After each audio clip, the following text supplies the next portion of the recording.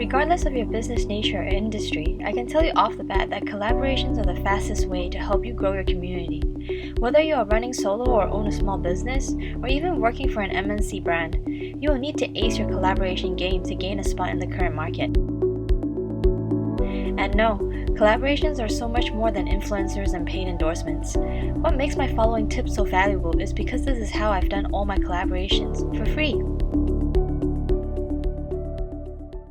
Firstly, you need to understand that collaboration is when different entities work together to achieve a goal. This means your collaborator is not working for you, nor are you working for them. The relationship is mutual, and both parties have a stake in the results. This is what almost 99% of brands don't realize. They always tackle collaborations with money, driving only towards a goal that they are interested in. But if the other party isn't getting anything except for money out of it, it is normal for them to treat you merely as a business partner, which is a waste to any collaborations. If you want to tackle collaborations and grow your community, you want them to treat you as an ally. You want to present others with something that they have been looking for, so they are much more open to sharing their resources and assets with you at no cost. Number 1, you need to recognize and clearly explain what your value proposition is. No one is interested in what you offer. People are only interested in what value you are adding. How is your business filling a specific need with your product or service? What is the specific added benefit, and what makes you different from your competitors in the market? This is key in driving a brand to success, let alone pitching for a collaboration. You must be confident and clear about what you can offer to the table. Stop yourself from boasting potentials and estimations. Be factual and let your collaborator be their own judge. Your authenticity here is crucial because, again, you want them to be your ally, not just a one-off business partner. Number 2, do your research. You can't just pick any brand or individual to become your collaborator. You need to pick someone that matches. By that, it does not mean to pick someone within your industry. As a matter of fact, don't ever pick someone in the same industry. Not only because they most likely would see you as a competitor, but because you're not extending your reach outside of what you're capable of reaching on your own. You want to surprise your audience and theirs by joining forces with someone that isn't an obvious choice, but can still interest your audience. For example, if you are a local brewer, don't go straight to a restaurant and ask for collaboration. Consider reaching out to the art community or the local comedian groups. Sponsor their events and ask them to try out your products. Not only are you reaching for a completely different audience, they can potentially help extend your reach to bars, restaurants, or companies that they perform or exhibit at, as they are not a standalone shop, but rather a bunch of agents running around and growing themselves. Number 3, don't aim too high. This is the same for pitching influencers. I never recommend pitching macro influencers for any brands. If they have the budget, I'd rather they go for celebrities instead. The reason is because of the mutuality I've mentioned before. Big influencers can reach any brands, but your brand can't reach any influencers. So why make that an obvious fact and be turned down? The smart and effective way is to pitch someone with strong engagement rates.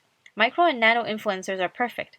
They have a smaller pool of following but are powerful in driving their fans. The idea goes when you pitch other brands or businesses. If you're a local florist looking for new exposure, you wouldn't go straight to Chanel or Louis Vuitton, would you? You would, however, have a great shot at pitching a rising new brand on Instagram. You can offer them free flowers as a gift with purchase for their Valentine's Day campaign, for example. Number 4, don't pitch. Try approaching with professionalism. What I mean here is you can't skip a formal email or DM. Don't just go up with a hey, but don't pitch as though you're looking for business. The tone and manner you give off in the first message can change the whole collaboration. If you went hardcore pitching, the other person would naturally assume there is a monetary return. Instead, if you professionally showcase your interest in working with them, they will want to know more. Number 5, every piece of your online content counts. If a brand wants to reach out to you, what is the first thing you would do? You would Google them. This is why all of your content matters. If you have a decent looking website and a regularly updated Facebook page, chances are they would pay more attention to you. If you happen to have a professional looking website and great content on your Facebook page, you would find that you're no longer the only one reaching out, but they are also looking for ways to grow their business through you. Note that I did not mention the following or engagement here. You do not need thousands and millions of followers for people to pay attention to you. You just need to be very prepared. Number 6, how are you helping them? Yes, this whole collaboration game is not about helping you. It's about how you're helping them. If you're approaching an influencer, do not send a DM and say they're amazing and you want them to share your brand. Try saying you appreciate their content and it happens that you are representing this brand. You see that their highest engaged photos are their daily essential shots, and you want to send your product over to see what they think. Emphasize that they don't have to do a post, but you would highly appreciate a story, and you would love to send a gift over if they feel comfortable with it. At the end of the day, you can expect 4 different outcomes. 1. They ignore you, which is great learning because that means they're not interested in your product or service, so you can just move on. 2. They reply and say no thank you, which is also fine because then you can just reply no problem and note that this influencer most likely needs to be paid for collaborations. 3. They reply and say they will require a fee, which you can decline, or ask for a quotation and therefore learn how much they are charging the brands they have featured on their account. 4. They accept and say they would love that, and now you have a new ally. Note that it's not important if they post or not the first time around. It is more important for you to start growing your network from there. A great example I can give you is a restaurant collaboration I have done before. I wanted to host a small event, but I did not have the budget to rent a nice space. Instead of looking for sponsors, I started thinking from the point of view of a restaurant owner. When would possibly be the time that they are open to give out their space for free? The obvious answer I derived was during their downtime, where they find it difficult to acquire customers themselves. So I started pitching very fancy restaurants in central Hong Kong and offered to help them fill their slowest night in the week, which was Wednesday. In exchange, I would need the space for free for 4 to 5 hours. And guess what? I ended up with a rooftop bar for free. They even offered discounted drinks for our attendees while collected all of the ticket money. It was a win-win for both of us, and the collaboration was a success. We both shared the event on our social media platforms and got the extra reach as well. Number 7. Use every inch of your asset as your bargaining power. You should be discussing everything with your collaborators so that they also feel comfortable on the collaboration. However, don't ever get pushed over so much that you end up doing all the work. The magic in collaboration is when both parties are willing to share their assets in order to achieve more reach and ultimately drive more potential leads. You should be using your social media platform presence, website, EDM, contact list, blogs, article writing skills, photography skills, and anything you feel comfortable in providing as your chip to get the collaboration. Slap their logo on the material and ask if they can share it too. Write a blog about your upcoming collaborations and ask if they can backlink to your site. Print out stickers and ask if they can hand them out at their front desk. If it is an influencer, ask for their testimony on the product or service through a personal DM, and later ask them if you can make that into a quote post mentioning them. Utilize the relationship in a way that it does not feel like you are draining your collaborator, but you are building something for both parties.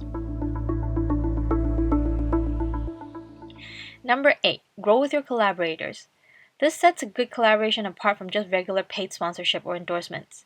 A good collaboration allows you to feed off each other's energy and grow together.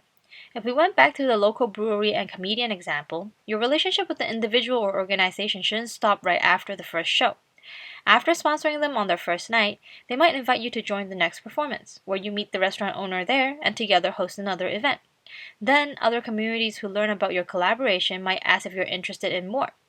One of the best replies I have ever received was from a micro KOL that I have worked with. After our collaboration, she started growing and was featured as an up-and-coming influencer in the market. She happily shared the coverage with me and said, "You didn't pick the wrong influencer." This is how a business grows both online and offline. Incorporate online elements in offline events and incorporate offline elements in online collaborations. What I've done before is having a photo booth collaborator set up at my event where they offer their service for free and trade for free exposure, and we both get the contacts from these people for our EDM databases so we can follow up with them afterwards online. At the end of the day, collaboration should be meaningful and fun. They connect you to the community and you get to learn from your fellow business owners. The events I have hosted and the influencer campaigns I have done are my proudest moments. Not only did they generate the most genuine feedbacks, but they were also the most powerful in extending my reach both offline and online.